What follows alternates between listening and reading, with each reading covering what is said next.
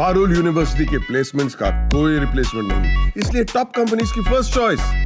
आप तो समझ ही गए होंगे। Join Parul university, Vadodara, Gujarat. अपने बयानों को लेकर अक्सर चर्चा में रहने वाले संभल के सीईओ अनुज चौधरी इस बार बड़ी मुश्किल में फंस गए हैं, या कहें फंसने वाले हैं। खबर यह है कि सीईओ साहब को जो क्लीन चिट मिली थी अब वो निरस्त कर दी गई है और उत्तर प्रदेश की योगी सरकार ने उनके खिलाफ दोबारा जांच बैठा दी है। मामला क्या है, पूरी खबर बताते हैं। दरअसल आज़ाद अधिकार सेना के राष्ट्रीय अध्यक्ष अमिताभ ठाकुर ने संभल सीईओ अनुज चौधरी के खिलाफ सेवा नियमावलियों में लगातार उल्लंघन के आरोप लगाए थे।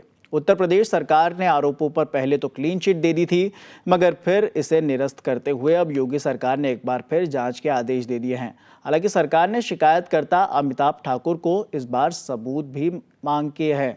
ये सबूत 5 मई तक देने होंगे। दरअसल अमिताभ ठाकुर की ओर से अनुज चौधरी पर लगातार सेवा नियमावली तथा वर्दी नियमावलियों में उल्लंघन किए जाने, बिना आधिकारिकता के बयानबाजी करने, पुलिसिंग और अपने कार्यों को जानबूझकर सांप्रदायिक रंग देने, सेवा नियमावलियों से इतर काम कर माहौल को तनावग्रस्त करने और तो और वर्ग विशेष में असुरक्षा की भावना उत्पन्न करने के आरोप लगे थे।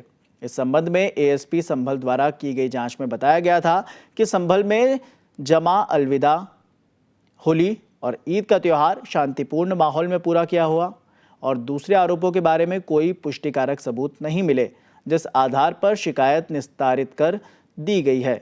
आज़ाद अधिकार सेना के राष्ट्रीय अध्यक्ष अमिताभ ठाकुर ने डीजीपी को लेटर लिखा, जिसमें मुख्य सचिव द्वारा पारित शासनादेशों के अनुसार जन सुनवाई में शिकायतकर्ताओं के बयान आवश्यक हैं।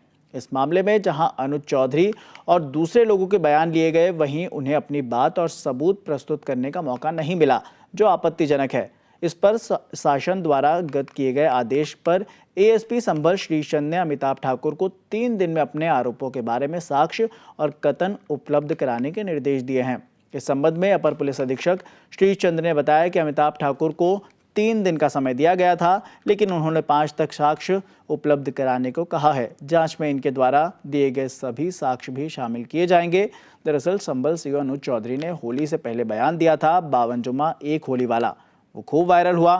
फिर ईद को लेकर उन्होंने कुछ ऐसा बोल दिया कि उसे भी मुद्दा बनाया जाने लगा। तब संभल में पीस कमेटी की एक बैठक बुलाई गई थी। इस बैठक में संभल सीईओ अनुज चौधरी ने कह दिया कि अगर आप ईद की सेवई खिलाना चाहते हैं तो आपको गुजिया भी खानी पड़ेगी।